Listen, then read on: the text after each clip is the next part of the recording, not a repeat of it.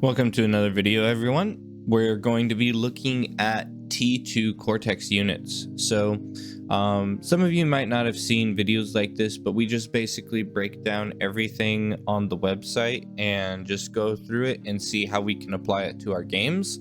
And we already did a T1 vehicle video, and that just was going over all of the specific units in T1 and some of the special things that you can use them for, and different little things that we found that the website describes that you can't really find in game. Anyway, we got the Omen here. It's a radar vehicle for Cortex, and we're just going to be looking at all the T2. So the radar range is pretty comparable to what you would see for the Prophet as well. They're basically coincide completely. I think it's about the same, 200. Oh, so the Prophet has a little bit of a longer radar range and sight range of 900. Sight range is the same, and that's the thing that really matters. Excuse me. The Omen is a mobile radar vehicle. Always have at least one in your artillery/infantry combos. It doesn't have any weapons of its own and has a rather low HP, hence always keep it a little bit behind your other forces. It is cheaper than the Armada counterpart, but also way slower. I never even realized that. I don't think I've ever built an Omen before because I don't use Cortex vehicles all that much in my games. But that's hilarious that it is slower. I wonder what the speed difference is. 48 versus 57. So I mean, that is significant, but it's not like the end of the world. It's not like immobile or anything. You might notice it when playing. It's, let me see, what other is around 50 or 48 speed here. We got the radar jammer. So keep up with your Quakers. And that's the main thing that you're going to want to do, is have your radar keeping up with your artillery units. So as long as it's as fast as your artillery, then you should be fine. So yeah, that's interesting. But yeah, you're going to want to use these when you have like a army of artillery, and you also want to pair these with the jammer as well. So what it does is it gives out a radar signature throughout the map, and it weaves in between hills obviously too. It can't go through hills or walls or anything like that, and that radar signature will let your artillery fire more easily on the enemy because it shows up a blip. So if you don't know anything about radar, that's what it does. Let's move on to the jammer. The jammer vehicle is going to block radar signatures from enemies' radar, and this can be very handy for artillery as well, because when you have an artillery unit moving and like firing, then enemy artillery can also counter shoot at your artillery if they also have a radar signature. But what the radar jammer does is it makes it so that your artillery will no longer get hit automatically, and instead they'll have to be auto-targeted, things like that. So you're generally going to want both of these in your composition for anything heavy artillery, like the heavy missile tank, or the mobile artillery like the Quaker, and the heavy artillery vehicle. Wow, that's funny. I didn't realize that was the name of it.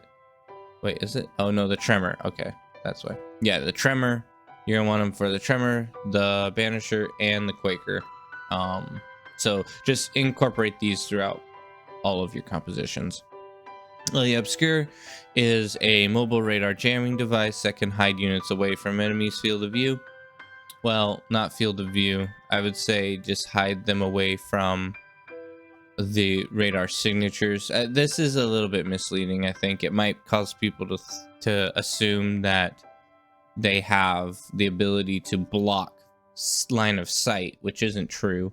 In combination with cloakable units like the Gremlin or a commander, it makes them totally undetectable if your enemy hasn't built an intrusion countermeasure system. So yeah, if you have something cloakable, then it won't give off a radar signature and it won't be visible to line of sight. But obviously that's a very niche case, because your radar jammer would likely get shot because it's still visible. So I don't find radar jamming to be that effective with like cloaked units.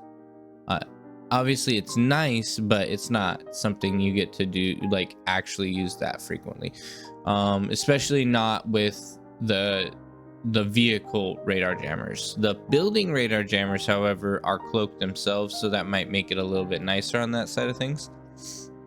Next, we got the salamander. These things are actually really good. I think they're EMP resistant, which I don't know if it says that here, but they're a very strong amphibious tank, and you can end up piling up a couple of these things and pushing your enemy on a shore somewhere where they don't expect it. And as you can see, they have a decent speed of 72, and they're, you know, they're a little bit lower on the DPS scale, but they're very cheap. Like, it's only 350, and you can just push in an unexpected area and absolutely demolish economy. If you ever get a chance to use these in a way that would hit the economy, go for it. These are going to be really handy at coming in an unexpected area and really doing some extra damage. You could definitely use these on things like Supreme Isthmus, the what's it called, Hellas, I think is the name of it. And then there's a couple more very isthmus like maps out there that you can definitely use these on and try to sneak around and come up in an unexpected area. Salamanders are a mid-weight raider tank with an accurate beam laser or beam weapon. Amphibious capabilities let them move on the seafloor and also traverse hills at the same height tolerance as bots. That I didn't realize. The same height tolerance as bots. That's huge. So if you go vehicles, you could actually use salamanders on maps that you can't use other tanks very well. So you could surprise your enemy with having the ability to use tanks. Obviously this is a T2 vehicle, so it's not going to be quite as effective, but I'm wondering if the light amphibious tank is the same. It doesn't say that it has the same ability as a bot, but the fact that the salamander has the same ability, as same tolerance as a bot, that's pretty huge, honestly. Try to abuse that if you get a chance. Their power is not great and falls off with distance, but their accuracy gives Cortex T2 vehicles a good option for dealing with faster units. Use radar jammers near beaches to prevent enemies from noticing salamanders entering and exiting the water.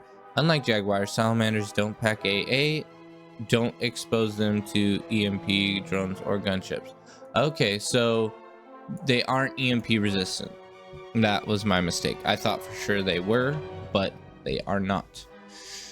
But yeah, you could probably use them in some niche situations, but overall not your core fighting unit, right? Unless it's a very interesting map. Quaker. These are some of the first things that people will pump out as they transition to T2. One of the reasons for that is because it has a 400 metal cost with only a 4,000 energy cost. Usually after you get T2 going, you're going to be pretty low on energy because you have your advanced metal extractors going, and you don't have any fusion reactors, you don't have any advanced fusion reactors, and you're just starting to e-stall like crazy. So a Quaker can be a good option because it only costs 4,000 energy. And as you get into T2 more, the energy becomes a bigger and bigger deal. So just be thinking about that. If you want to pop out a couple early T2 units, the Quaker is definitely the option until you get some of your energy economy going. Very similarly to how the Mauser is used as well. The T2 artillery vehicle can overshoot most defenses, especially in T1, and the mobile units take and mobile units thanks to their great range while being fairly cheap to produce. The Quaker has the most powerful AoE more powerful AoE than Mausers in exchange for less accuracy, reload speed, and range. So these shots hit a bit harder than the Mauser. Let's see. Damage per second is almost the same though. But they have a larger area. I think probably a larger area of effect. And the shots themselves do more damage is what I'm seeing here. Okay, they are well suited for shelling packed enemy formations from a long distance. It moves very slowly and will be helpless alone, so be prepared to defend it with units or keep it behind your defense line. Anti-air flak, the Fury. Obviously, you're gonna want flak units situationally. Usually, it would be better to set up just a standard anti-air turret and build a flak cannon in a couple locations across your base just to have it stable and you know it's going to always protect your base.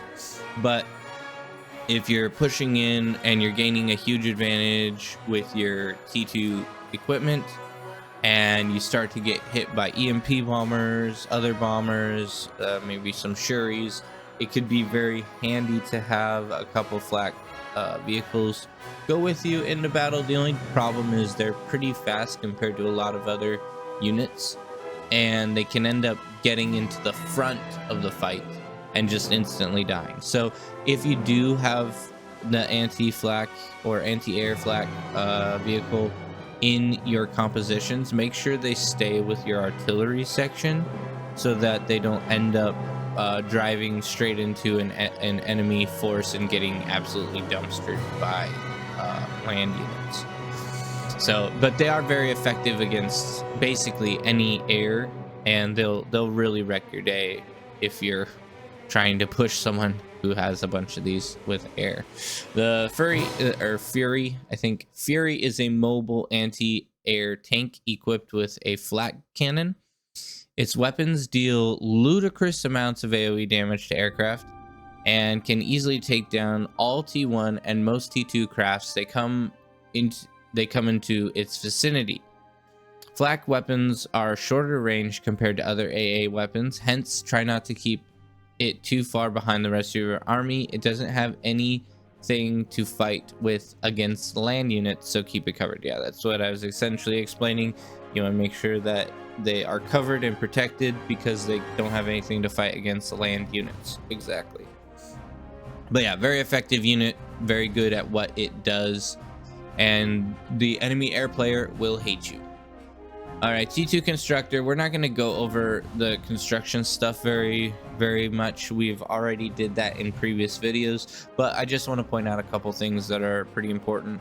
The catalyst, very interesting weapon if you have lots of hills and stuff on your map and you have a very heavily defended position. The tactical missile launcher can break through and give you an advantage to actually push in and capture some distance because it has a very long range weapon. What else we got here? I wanted to also announce the Cerberus. If you have a geothermal plant that is closer to the front line, build a Cerberus plasma battery on it, and it will artillery shell, and it's a very strong version of a geothermal plant. So you can actually do damage and get that energy back essentially while firing shells. So it's a very handy frontline geothermal position. Maybe useful in like maybe glitters. You could try it there on that geothermal plant, but it doesn't quite have its max range available. But there will be other maps that have a little bit of a better place to put a Cerberus. Anyway, those are the two things I want to talk about for the advanced construction vehicle, aside from all the other things that it is good for. We'll just, not focus too much on that because we could spend all day here just talking about all the buildings you can build with those. Anyway, the Tiger, this is kind of your core tank. This is your frontline heavy hitting core tank. It pales in comparison to the Bull though. The Bull has such a heavy punch And I mean, the bull costs a bit more at 950 metal, but man, this thing will wipe through tigers like nobody's business. You only need like a couple bulls and you can absolutely shred a tiger tank. Tigers, however, are a little bit more, you know, obviously you can build a bunch more of them than you can bulls, and you can just shotgun them at the enemy and not really worry about their cost too much. Whereas the bulls, you have to think a little bit more before you push them in, because they do have a significant metal cost that is pretty hefty. The tiger is a general purpose raider with significant armor and decent plasma weapon. It can easily outrange and destroy most T1 units. This is the main and most numerous constituent.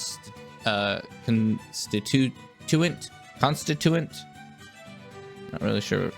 I would have to look that word up actually. Of your T2 vehicles. I'm assuming it means like composition, the most numerous use composition of your T2 vehicle force.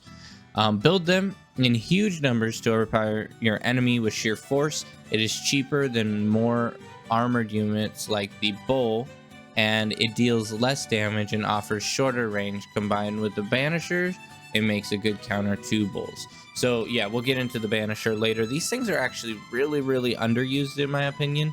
Whenever I go up against a banisher, I'm like, man, these things are good.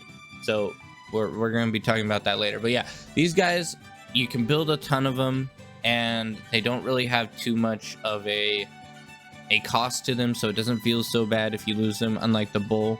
But they are stronger one-on-one against, or the bull is stronger one-on-one against the tiger. So you're going to want some artillery backing you up if you're going up against a bull. Now we got the negotiator. This is essentially the same thing as the ambassador. I don't think there's much difference. We'll go ahead and read their little description though. A heavy missile truck with unmatched range within T2 mobile units. So right off the bat, it's very slow. It only has a speed of 33, very much like the ambassador, the armada counterpart. These are going to be pretty good at just any style of unit that has the missile. It's generally slower and shoots longer range. But these will be decent at taking out things like starlights, snipers, static defenses, things of that nature. And they also don't have an issue with shooting over the top of like mountainous terrain, because their missile goes straight up into the air, which means that they can get over those mountain peaks and still hit their target.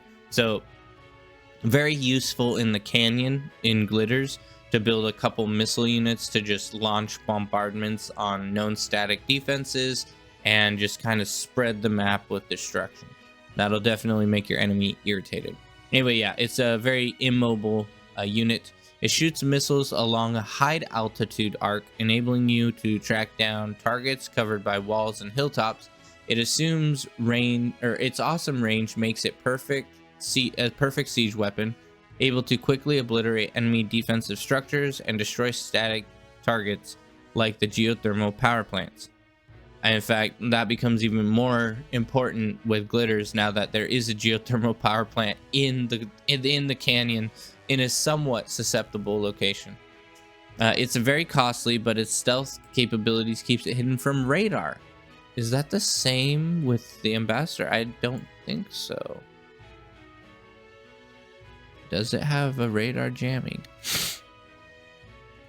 Wow, I did not realize this. Oh, they both are. They both have the stealth capability. This whole time, I had no idea that the ambassador had a stealth capability. Mind blown. Okay, so these are self radar jamming units, which is pretty nice, honestly. You don't have to worry about them getting sniped by snipers, which makes them honestly a pretty good counter to snipers. You just have to throw one Juno missile into the sniper group, kill their radar jammers, and then just launch ambassador missiles at them, and they'll probably you'll at least kill some of them.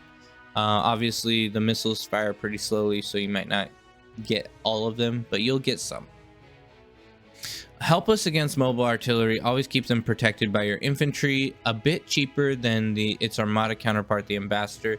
Its large AoE makes it useful for tightly pocketed units. Try line fire to spread them out and carpet bomb an area. Yeah, so you can hold shift and then hold right click when you're doing an attack command, and you can right click an area that does like massive line of missiles in a certain location. So I use that a lot with my artillery. Definitely use that with these. You can actually pinpoint a specific location you want them to bombard. It'll make your enemies think twice before moving forward, that's for sure. Now the Banisher. These things are pretty great. They have a decent weapon range of 800, which is a bit worse than the Starlight, I think. Yeah, 950. So they're a little bit less range than the Starlight, but they pack a pretty hefty punch. Let's go ahead and read here. Banisher is a heavy missile tank. Its homing missile have a long range and deal massive 1000 damage to both land and air units. So that's nice that they put that in there, because I was actually mentioning, oh, excuse me. Sorry about that, guys. So I was actually mentioning the fact that it would be really nice, especially with heavier weapons, if the website starts to mention the damage that it inflicts per shot, because that's something that's a lot of information that they're leaving out if they don't add that. So I'm very glad to see that in there. So 1000 damage per shot, and it's an area of effect, and it targets both land and air targets. That's huge. Okay, I was flying a transport over one of these, not realizing that they targeted air, and they shot down my commander, and that instantly killed him. So it's very important that you recognize Banisher missiles will shoot down your transports, and you'll really be sad. Okay.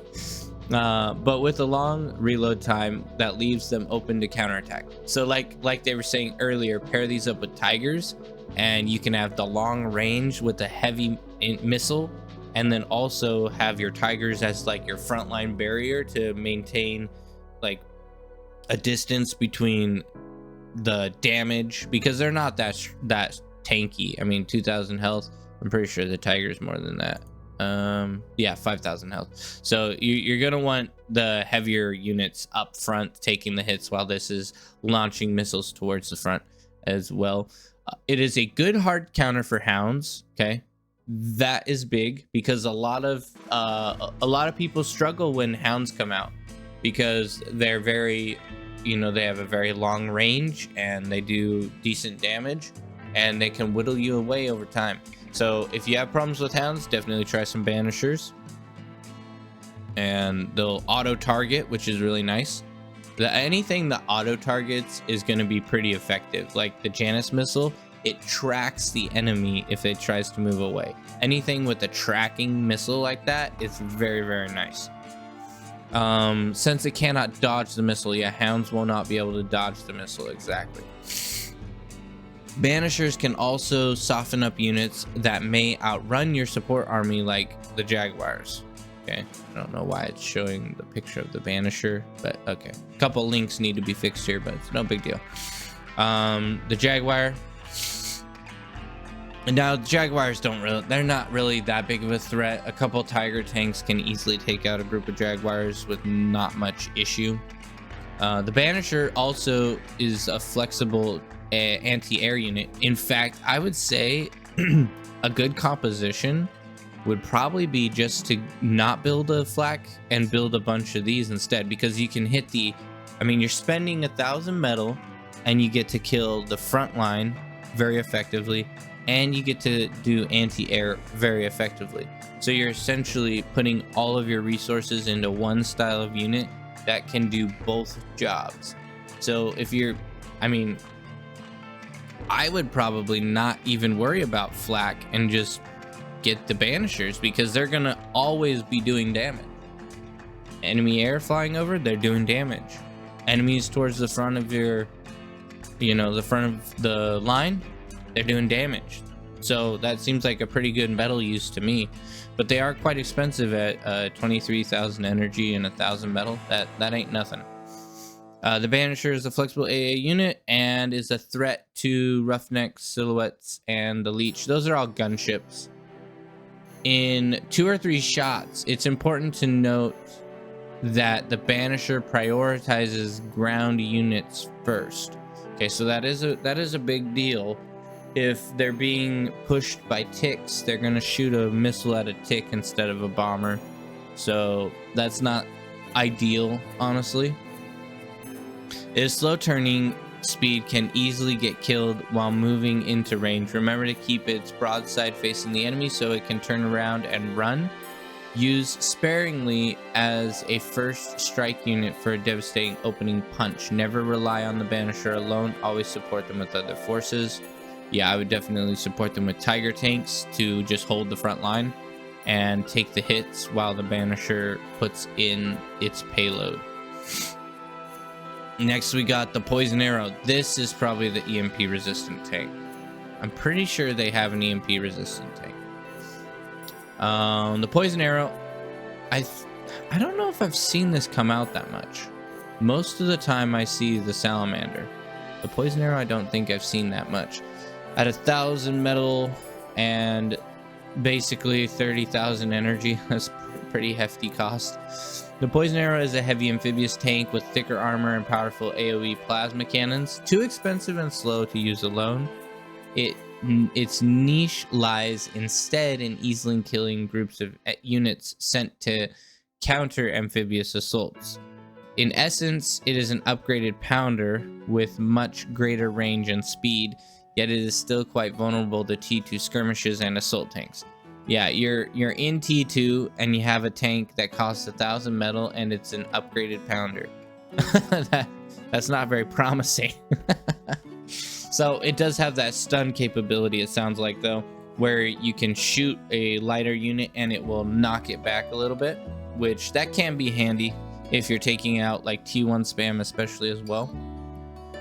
As an amphibious tank, it can climb hills just as well as a bot can, letting it strike from unexpected angles. So yes, this as well you could use in a interesting way on a very hilly map to have some vehicles that are capable, just as capable as bots. So keep that in mind, that's pretty interesting. Combined with other amphibious tanks and support units that follow them underwater, such as the Thrasher and the Manicore.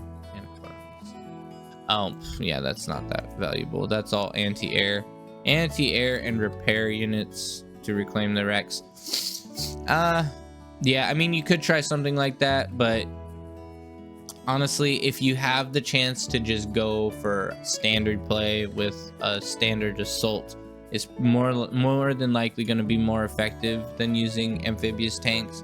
Like I said, amphibious tanks are kind of a situational item where if you can hit their economy without them realizing you went for amphibious tanks, that's where you're really going to get the most value.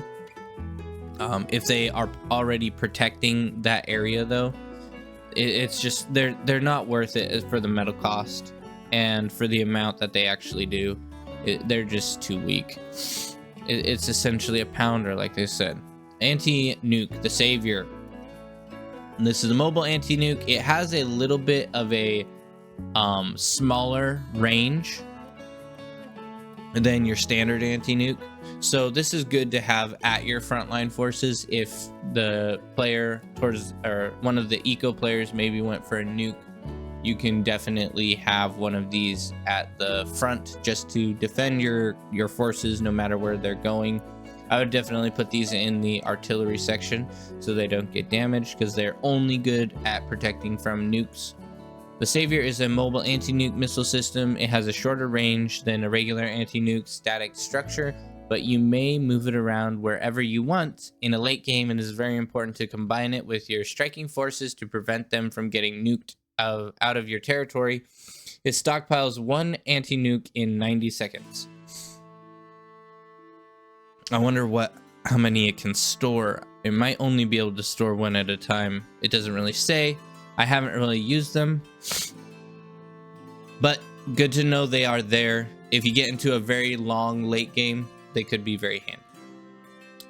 Next we got the Tsar. These things are really strong, especially if you get one right out the gate, while other people are in T1. These things will demolish T1 units like crazy. So sometimes people will rush the Tsar and push these to the front line and absolutely dumpster the front lines and actually put threat on the base. You generally need a D gun to be able to wipe these things out. They launch such a heavy cannon shot. It's pretty ridiculous.